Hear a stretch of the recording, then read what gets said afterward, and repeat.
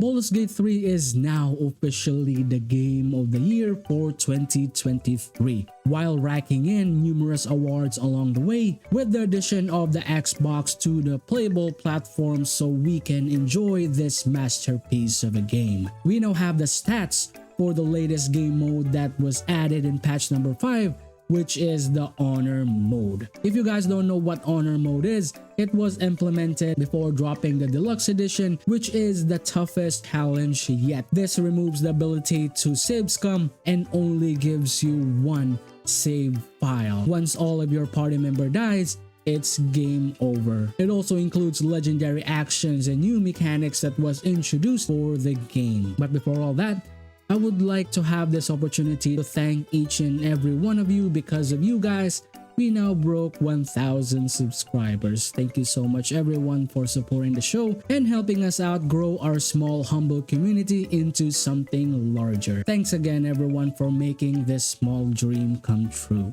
Now going back to the topic, based on Lorian's actual stats from the time of recording, there are now 158,000 playthroughs in Honor mode. 34,000 of those unfortunately met their untimely end, and only 464 parties have successfully completed and earned the golden die together with the Honor mode title, which actually shows that this mode is no joke. So for today, I'll be guiding you to another set of the most ridiculous team comp that will guarantee you that Honor mode title. We will be selecting each of the 4-man party members, including synergy and item allocations. Starting off with the tank, there are a few options that I would consider to be the frontliner. We need the type of tank that can go online really early and can also dish out amazing damage, not just become a meat shield for enemies to run past by and just ignore, which brings me to this powerhouse, the Dread Knight. With levels in 5 fighter and 7 druid, this build is just an absolute beast. It is the true definition of Death's Juggernaut. It can control enemies' movements with its AoE and CC spells, not to mention the maneuvers that it can deal to enemies is insane, like disarming, trip, push attacks, able to attack multiple setup times in a single turn, bringing down death and destruction to any enemies in its path, hitting your enemies so hard they come back as a zombie minion, summoning the dead and increasing its numbers as the bodies pile up. Not to mention its ridiculous tankiness and high AC, it can make the battlefield an absolute chaos. One round the enemy have the number advantage, then the other, they are now overrun by the dead. If you want to have a really solid tank build that can smash your enemies and turn them to zombies, this is the ultimate minion tank build. Next up is our control DPS. This build is responsible for buffing and debuffing your enemies while providing amazing AoE and utility to your team, which brings me to this nasty spellcaster, the Poisoner. With 2 Warlock, 8 Sorcerer, and 2 Druid, this build is just utter ridiculousness. The amount of AoE damage it can dish out per turn with Cloud Kill and Poison Spores is just insane. With its poison focus setup and spells, it will guarantee your team always has advantage in the fight. With the inclusion of Radiating Orb stacks to as much enemies as possible,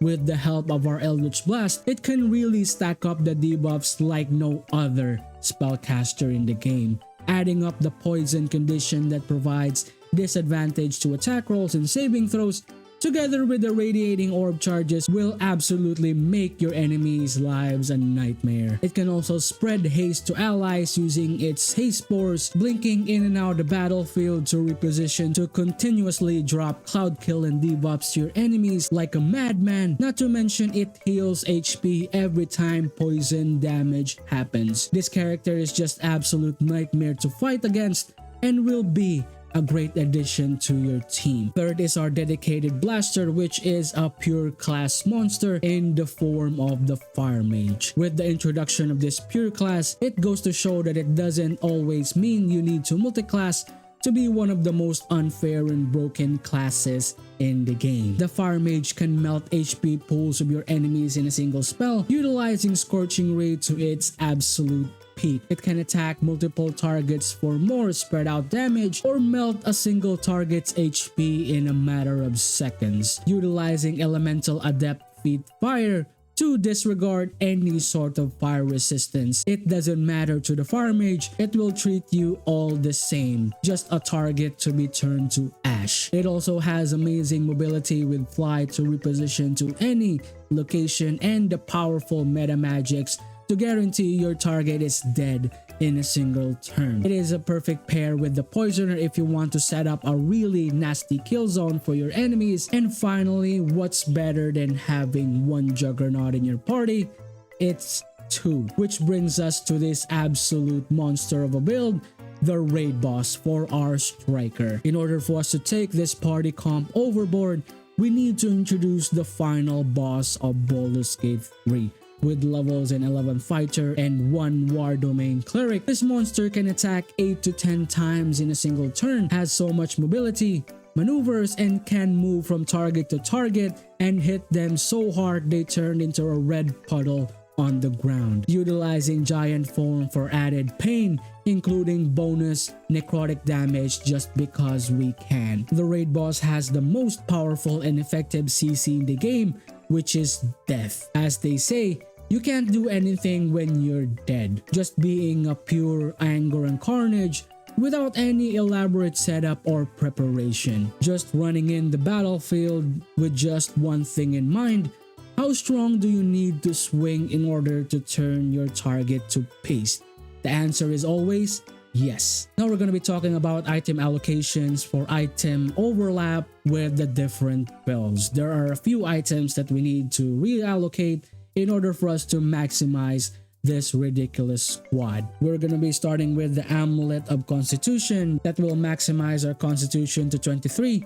This will benefit all of the 4 members in your party, but we will be reallocating it and prioritizing it to the tank. Caustic Band, that's going to be providing additional 2 acid damage, will benefit the tank and the striker. We will be prioritizing it to the tank and replacing it with the Risky Ring for our striker. Baldur's Greatsword will be going to the striker as we need the giant form for added damage. We'll be replacing the two-handed weapon with the Silver Sword of the Astral Plane to the tank. And a really nice tip for you guys with the Sword of the Astral Plane: you don't actually need to start off as a Githyanki to get all of the benefits of this amazing sword. You just need the Disguise Self or any sort of race-changing spell and just change your appearance into Githyanki. That will provide the benefits of the sword, no problem. Helldusk Boots, that's going to be benefiting the tank and the striker, which will disregard any sort of terrain. We'll be prioritizing it to the tank. You can actually reallocate it to the striker and use the tank's ability to buff freedom of movement to itself. I just prefer it going to the tank, and I'll just buff freedom of movement to the striker. Hell's Glow Ring will go to the blaster as we need additional 2 radiant damage for our spells. Frustration Ring will go to our control DPS, which is our Poisoner, for the added radiating orb debuff. We will be allocating the Amulet of the Devout to the controller for additional saving throws. Surgeon Subjugation will go to the striker for that added paralysis effect. Spellcrux Amulet will go to the blaster so that we can have an additional spell slot of our choosing. Next up is the Armor of the Sporekeeper that will benefit the tank and the control DPS. We will be prioritizing this to the control DPS, which is the Poisoner, because of the poison spores and the haste buff that we can use in tandem to make a really effective kill zone for our blaster and our control DPS. Marco Heshkir will go to the control DPS as we need this for our Cloud Kill spell. And finally, as a replacement, we will be allocating the Spell Staff of Spell Power to the blaster. With all that, this nasty party setup and items is complete. Not only it'll make your honor mode journey easy, it is hella fun to play with. And that's it, guys. Thank you for watching the show. I'm curious to know what you guys think about this party comp and what are your party team comp for honor mode. Would love to know your answers, including your questions and clarifications, in a comment down below. Don't forget to hit that like button if you enjoy the builds. All the links to the builds that I mentioned are in the description below. for your viewing pleasure. Thanks again everyone for helping this channel reach 1K subscribers. I'm absolutely humbled and thankful for all your support. For all the people who haven't subscribed yet, thank you so much for watching my videos, and I wish I earned your subscriptions in the future. But if I earn it today, please don't hesitate to hit that subscribe button. It really helps me out a lot. And if you want to help me out directly, please consider joining our D20 Rollers Club or Patreon. Finally, that's it for me. I hope to see you soon on the next Master Box Show. Peace out. Bye guys.